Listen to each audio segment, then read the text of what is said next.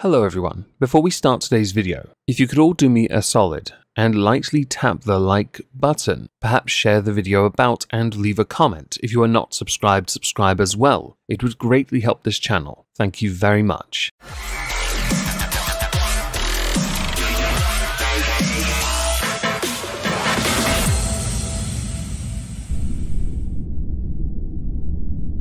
Hello everyone, welcome back to a Megon 2 Electric Boogaloo. Before we get into the subject I would like to discuss today, I would like to take the opportunity to thank all of you that have subscribed recently courtesy of the James Corden video. It did smashingly on this channel and we hit 5,000 subscribers. It took me over a year to do that on my main channel, so this means a lot to me. Only 95,000 to go, everyone. Today I'd like to discuss Brianna Wu. Brianna Wu is someone you might not have heard of, but Brianna Wu has been around on the internet for quite some time, more notably for involvement in Gamergate, something described as a harassment campaign by mainstream media and Wikipedia, but was in fact a consumer revolt against biased, nonsensical bullshit within the gaming journalism industry. Gaming industry as a whole, really. There were in Gamergate a number of straws that broke the camel's back. Brianna Wu milked all of that to talk about women in gaming and use it as a fulcrum to talk about misogyny. Yes, I said it that way because apparently we're still not done with these nonsensical and antiquated terms.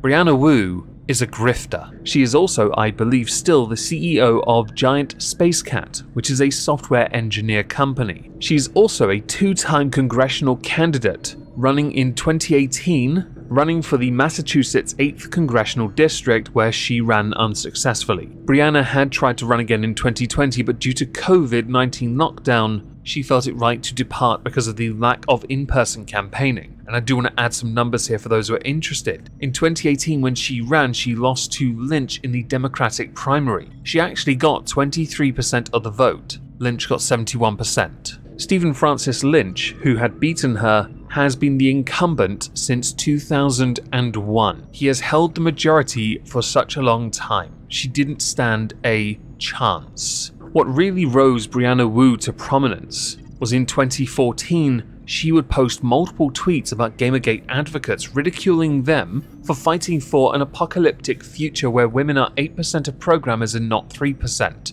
She in turn, courtesy of 8chan, ended up getting doxxed. She fled her home, citing death threats and other things that are unacceptable. And of course, I will make this statement now, don't dox, alright? Don't swat, don't go to people's homes, sod off, leave them alone, even if it is Brianna Wu. Alright? Don't be a tosser. Rule 0, don't be a dick, but replace dick with tosser. Because not everyone has a dick, alright? But everyone's a tosser.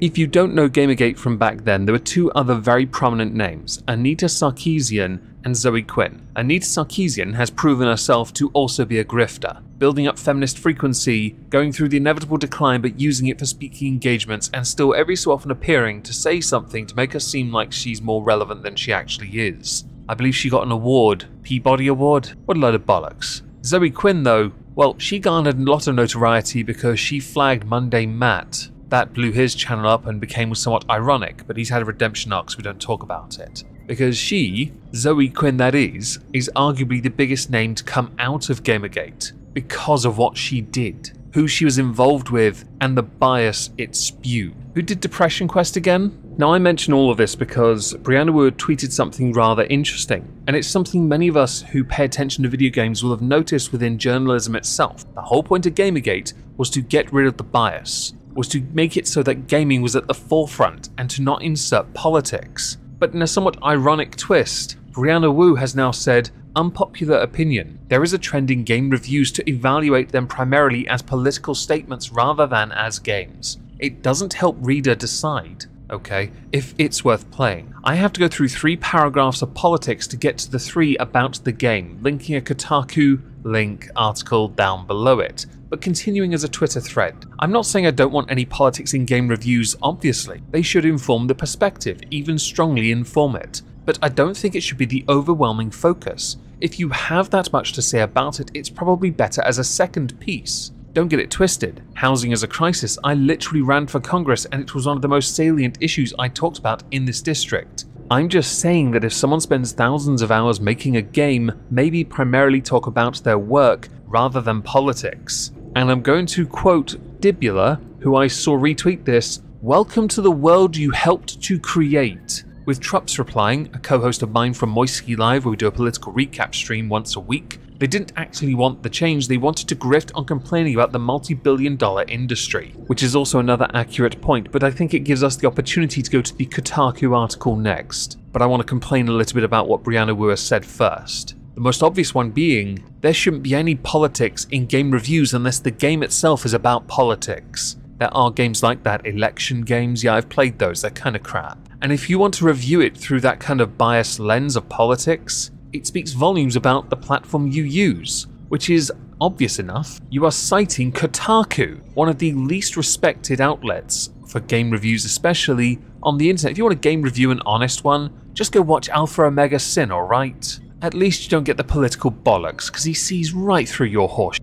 Do you enjoy playing video games as a form of escapism? As a place where you can leave the expected norms and rules of the real world behind and venture off into fantastical lands? If that is you, then you might want to look into The Tenants. That's one paragraph. Recently released on PC, The Tenants is a management game where you play as a landlord, with the entire point being that you are constantly working on your buildings and interacting with the tenants' needs. Constructing improvements, fixing things, buying new furniture, and just generally making sure everything is fine and everything is okay. That is 2. I've not seen any politics yet. As anyone who has ever rented a place to live in checks Civilization, most places these days would know even Skyrim is more realistic than this. In the US, there's a rental crisis, caused by everything from soaring income inequality to real estate speculation to Airbnb madness. While here in Australia, there's also a rental crisis caused by soaring income inequality and real estate speculation.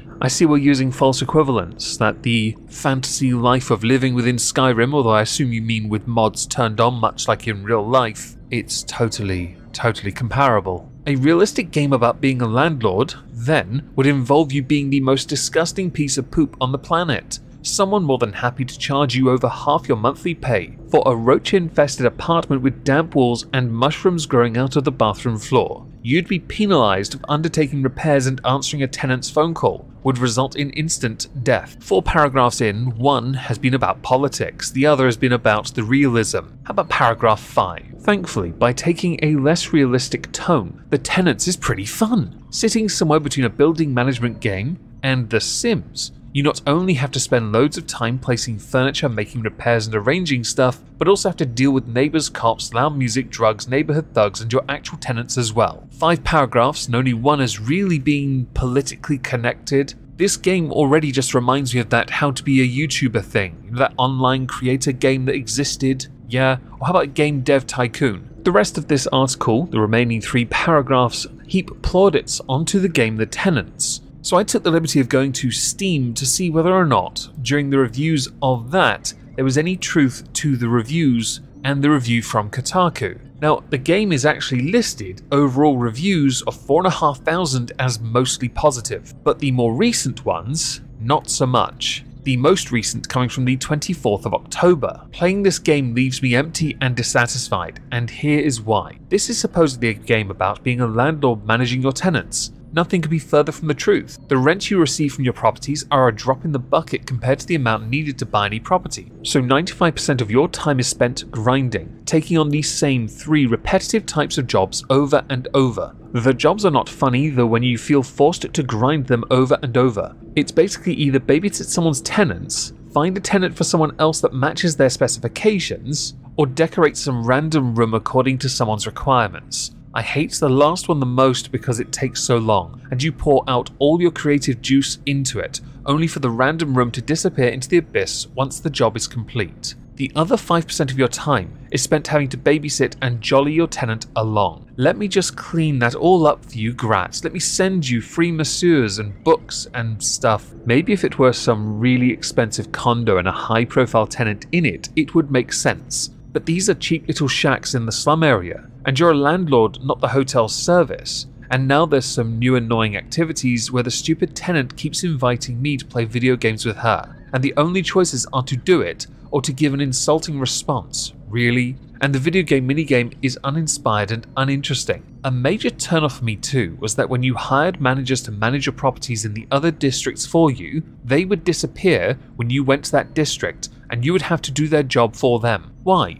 Wasn't the whole point to be a bigger tycoon and have managers to oversee the little details for you? Why would the stupid manager dump all their work on you, their boss, as soon as you show up? I have 38 hours of playtime to date because I've kept coming back and trying, and I hoped it improved. To be fair, it can still be entertaining for some people if you set aside your expectations of what a landlord tycoon game could be like, and you don't mind mindless grinding, then this might be okay to play for a bit. Underneath, they probably went in this direction because they wanted to create a bunch of things for the player to do other than sitting there waiting for the rent to come in. I think forcing players to grind those 3 jobs was the wrong way to go about it, as it's so boring and repetitive. A better and more realistic solution would have been for the player to be able to buy dilapidated properties and then slowly manually renovate it on their own, until one day it was ready for renting out. Or maybe they should do some kind of integration with Lawnmower Simulator, and that house decorating simulator game as well. That might be more suited to your 38 hours played of this game that you do not recommend.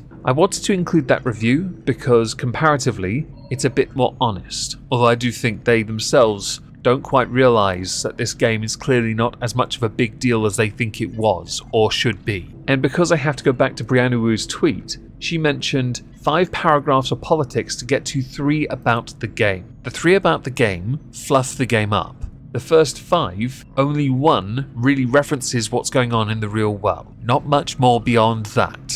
And as a final point, if you are going to cite Kotaku as a source to make a point against the very thing that many flayed you for nearly a decade ago, please, please, please learn to see irony, because we criticized you for this so long ago. But if you want honest reviews, I highly recommend you go and check reviews from people who have played it. It is why I read that review earlier.